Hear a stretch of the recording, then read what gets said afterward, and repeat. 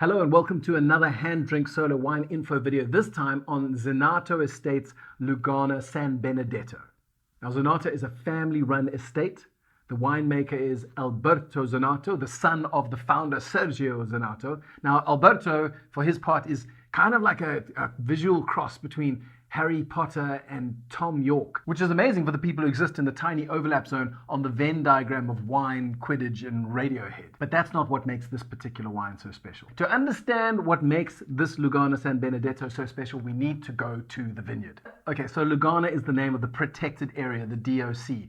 And really, one could hardly ask for a more picturesque region to make wine. It's kind of like Narnia and Eldaron and Rivendell all rolled into one. San Benedetto, which you'll see also printed on the label, is in fact a smaller region within Lugana that was one of the earliest regions to have vineyards planted in.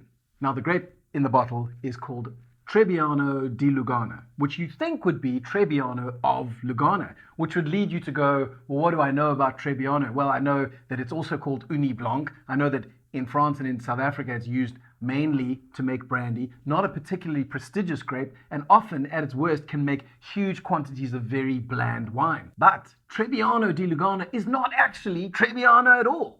In Lugana, locally, it's called Turbiana, and some DNA testing has revealed that in fact, it is genetically identical to the Verdicchio grape. Completely different, loads of prestige, and definitely not a bland, bloated brandy grape. Trebbiano di Lugana, or Turbiana as it's called, in fact produces far more modest crops, and the end result is a far more concentrated wine with amazing elements of yellow citrus and stone fruit and these incredible, complicated, salty, nutty elements. And the best part is that these all get better with age, which means even though this guy is particularly young, give him a little bit of time in the cellar and he will add huge complexity as those tertiary notes start to develop. Now at this point you might say, okay, thanks Han, so it's a weird grape. What else? Well, at this point we probably need a little interjection / disclaimer to say that when it comes to wine marketers, they are only ever specific when it is in their best interests to be so.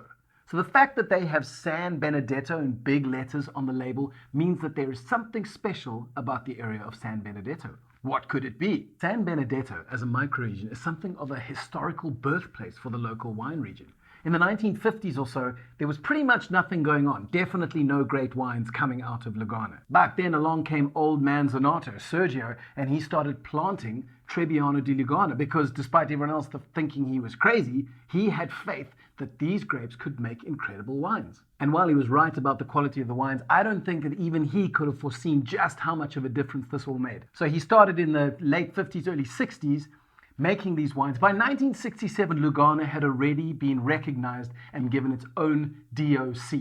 And from being almost a monopole with no one else really growing grapes in the region, he birthed an entire thriving local wine industry in the Lugana DOC, which is also why if you go to San Benedetto now, there is in fact a square in the town of San Benedetto named after Sergio Zenato in honor of the work he did to single-handedly birth an entire industry. So that is what's so special about Zenato's San Benedetto Lugana.